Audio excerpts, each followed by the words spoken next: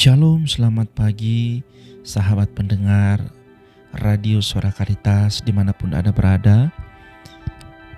Hari ini sebelum kita beraktivitas, mari kita merenungkan firman Tuhan. Dengan begitu saya mengajak kita semua untuk mempersiapkan diri kita untuk kita berdoa. Mari kita berdoa. Bapa di sorga, biarlah Tuhan Yesus kasih karunia-Mu tetap nyata bagi kami. Terbukti kasih-Mu Tuhan tetap ada bagi kami di sepanjang malam yang sudah kami bisa lewati. Kami bisa bangun dengan tubuh yang tidak kurang satu apapun saat ini. Semua karena anugerah Tuhan, semua karena berkat Tuhan.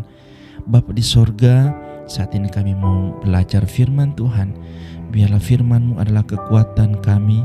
Firman-Mu adalah penopang bagi kami dalam kami menjalani hari ini. Sebelum kami melakukan aktivitas hari ini, kami mau belajar firman Tuhan. Biarlah firman-Mu ini Tuhan Yesus memberikan kami kekuatan, dan itu kami pakai untuk kami melakukan segala aktivitas kami, dan kami jadi berkat bagi banyak orang. Kami buka hati kami, pikiran kami untuk terima firman Tuhan. Di dalam nama Tuhan Yesus kami berdoa. Haleluya. Amin.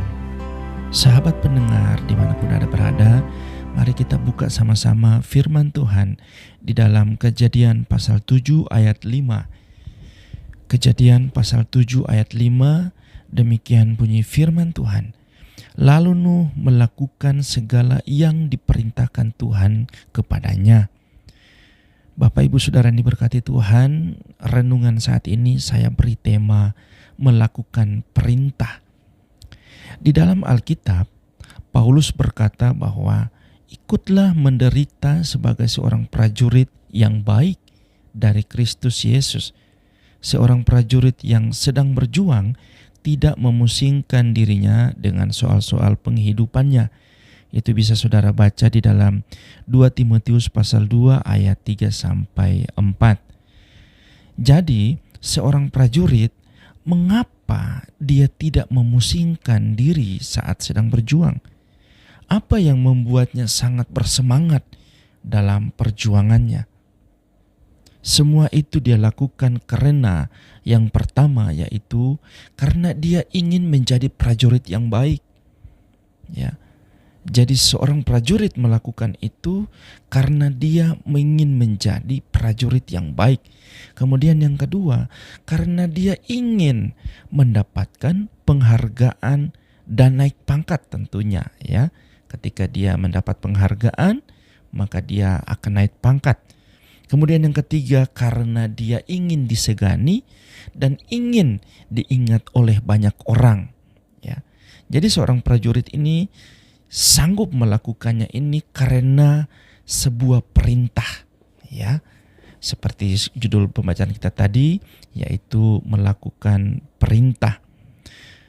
Dalam ayat yang sudah kita baca tadi, di situ dikatakan bahwa Nuh melakukan segala perintah Tuhan kepadanya. Dalam kisah air bah, Nuh tidak ada tawar-menawar dengan Tuhan. Ya, apa yang Tuhan perintahkan itu langsung dia kerjakan tanpa ada tawar-menawar. Berbeda di zaman sekarang ini, ketika orang diberikan tanggung jawab, terlalu banyak orang yang melakukan tawar-menawar, ya. Ketika diberikan tanggung jawab, terlalu banyak mereka tawar-menawar, sehingga dari tawar-menawar itulah, ya, menimbulkan perbedaan asumsi, perbedaan pendapat, kemudian terjadi kepahitan satu dengan yang lain, lalu mengalami perpecahan. Bapak Ibu Saudara yang diberkati Tuhan, ini tidak boleh terjadi dalam komunitas kita, di dalam komunitas kerja kita, maupun di dalam keluarga kita, ya. Saya akan membawa kita dalam renungan ini dengan beberapa pertanyaan yang akan menjadi landasan kita untuk belajar firman Tuhan ini, ya. Bapak Ibu Saudara yang diberkati Tuhan, mengapa ada banyak orang yang tidak mau melakukan perintah, ya? Karena kan ketika diberikan perintah, ada banyak orang yang tidak mau melakukan. Ada banyak orang yang tidak mau menjalankan perintah. Ya. Dikasih suatu tanggung jawab, terlalu banyak tawar-menawarnya dan terlalu banyak alasannya. Mengapa ini terjadi? Saya akan memberikan ulasan singkat agar ini menjadi pedoman bagi kita untuk sepanjang satu hari ini. Yang pertama, mengapa mereka tidak mau melakukan perintah? Karena dia tidak mampu melakukan atau menyelesaikan perintah itu. Ya, hal ini terjadi karena tanggung jawab yang diberikan kepadanya itu tidak sesuai dengan kemampuannya, tidak sesuai dengan skillnya, ya, tidak sesuai dengan passionnya. Atau orang yang handal bertukang, tetapi diberikan tanggung jawab untuk memimpin suatu kelompok, seperti memimpin suatu permainan musik. Dia tidak akan mampu karena itu bukan keahliannya. Ya, karena itu bukan skillnya, karena itu bukan passionnya. Ya, jadi itu mengapa mereka tidak mau melakukan perintah? Karena mereka tidak mampu menyelesaikan perintah itu.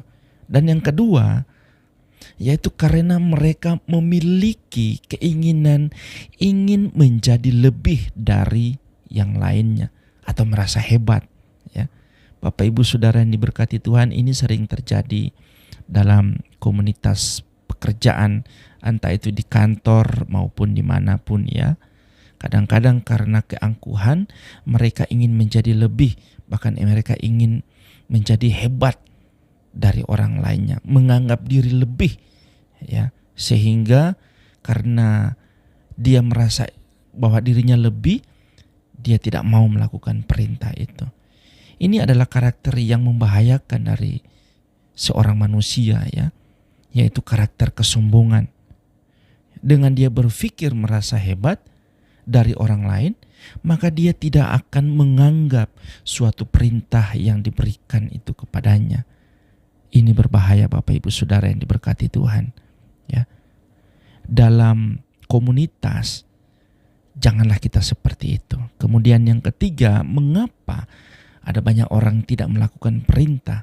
Dikasih tanggung jawab terlalu banyak tawar-menawar dan terlalu banyak alasannya. Yang ketiga yaitu karena memang dia tidak mau melakukannya ya. Karena dia tidak mau melakukannya.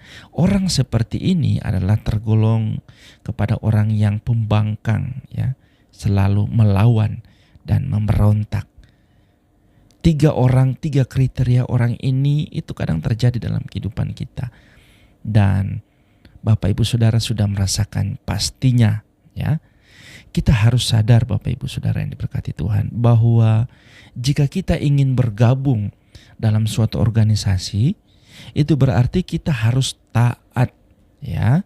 Kita harus taat melakukan suatu perintah dari pimpinan kita. Perintah apapun itu ya. Mengapa kita harus taat? Ya, menjadi pertanyaan bagi kita kan? Karena kita adalah bawahannya. Ya, benar tidak? Ya, kenapa kita harus taat? Ya karena kita adalah bawahannya. Kita tergolong orang di level seorang prajurit. Ya, seorang prajurit itu memiliki komandannya ya. Dan dia adalah seorang bawahan. Dan firman Tuhan sudah mengajak kita untuk menjadi seorang prajurit yang baik dari Kristus Yesus ya. Jadi komandan kita itu adalah Tuhan Yesus sendiri ya. Jadi kita harus menjadi seorang prajurit dari komandan kita yaitu Yesus Kristus. Menjadi seorang prajurit tidak memusingkan dirinya dengan soal-soal penghidupannya ya. Karena kita percaya bahwa Yesus akan memperhitungkan semuanya itu ya. Bapak Ibu Saudara yang diberkati Tuhan. Jadi bagaimana agar kita dapat melakukan perintah yang diberikan kepada kita itu ya dengan baik? Bagaimana caranya? Ya, saya hanya memberikan ulasan sedikit. Yang pertama yang harus kita lakukan adalah lakukan segala sesuatu dengan tidak bersungut-sungut dan berbantah-bantahan. Ya, Filipi pasal 2 ayat 14, saudara bisa baca di sana. Jadi kita harus melakukan perintah itu dengan tidak bersungut-sungut dan berbantah-bantahan. Ya, makanya dikatakan bahwa seorang prajurit tidak memusingkan dirinya sendiri ketika melakukan perintah itu. Ya. Kemudian yang kedua yang harus kita lakukan adalah melakukan perintah itu karena Tuhan, bukan karena siapa-siapa, bukan karena manusia. Ya, saudara bisa baca dalam Kolose 3 ayat 23. Lakukan itu untuk Tuhan, bukan untuk manusia. Bapak Ibu Saudara yang diberkati Tuhan, kalau kita melakukannya untuk manusia pasti kita akan kecewa, ya, karena kita hanya mengejar sanjungan, kita hanya mengejar dorongan, kita hanya mengejar sesuatu yang fana. Tetapi ketika kita melakukan untuk Tuhan, maka kita akan merasa damai. Dan yang terakhir, yang ketiga, yaitu kita melakukannya karena perintah itu atas dasar kasih. Ya, kita melakukan perintah itu karena kita mengasihi Tuhan dan karena kecintaan kita kepada manusia. Ya, jadi bukan karena terpaksa. Ya, sukarela kita harus melakukan itu. Ketika kita melakukannya tidak bersungut-sungut dan kita melakukannya untuk Tuhan, tentunya kita akan melakukannya itu tanpa ada paksaan, tetapi karena kita cinta Tuhan dan kita cinta akan firman-Nya. Nuh telah melakukan segala perintah Tuhan dengan tulus dan setia tanpa ada paksaan apapun. Ya, kita diajarkan untuk melakukan perintah itu juga. Seperti 3 hal tadi, bagaimana cara kita melakukan perintah itu, ya. Akibat dari kita melakukan segala perintah Tuhan, ya, bahkan Nuh mendapat kasih karunia dari Tuhan. Dan pastinya kita pun akan mendapatkan apa yang Nuh dapatkan, asalkan kita melakukan perintah dengan tidak bersungut-sungut dan berbantah-bantahan. Lakukan perintah itu seperti yang Tuhan mau, dan bukan untuk manusia, ya. Semuanya untuk kemuliaan Tuhan. Dan Bapak Ibu Saudara yang diberkati Tuhan, carilah perintah Tuhan untuk hidup kita dan lakukan itu dalam kehidupan kita, dan kita akan melihat bagaimana karya Tuhan yang dahsyat dan luar biasa dan hebat itu terjadi dalam kehidupan kita. Amin firman Tuhan. Saya percaya firman Tuhan ini membangkitkan semangat kita untuk tetap setia kepada Tuhan, dan di hari ini kita tetap melakukan perintah apapun dari atasan kita untuk kemuliaan bagi Tuhan. Amin firman Tuhan. Mari kita berdoa. Bapa di sorga, terima kasih karena kami sudah belajar firman Tuhan, meteraikan firman Tuhan ini dalam kehidupan kami, supaya kami melaksanakan tugas tanggung jawab kami sebagai anak-anak Tuhan, sebagai prajurit-prajurit Kristus dengan baik. Dan biarlah Tuhan firman Tuhan ini menuntun kita, menopang kita, bahkan mengingatkan kita bahwa kami harus melakukan perintah itu dengan setia, seperti Nuh melakukan segala perintah-Mu dengan setia. Bapa di sorga, berikan kami kemampuan, kekuatan untuk melakukan segala perintah, dan biarlah kami melakukan itu tidak bersungut-sungut, dan kami melakukan itu karena Tuhan. Terpuji nama-Mu Tuhan kekal selama-lamanya. Dalam nama Tuhan Yesus kami berdoa, bersyukur kepada Tuhan. Haleluya.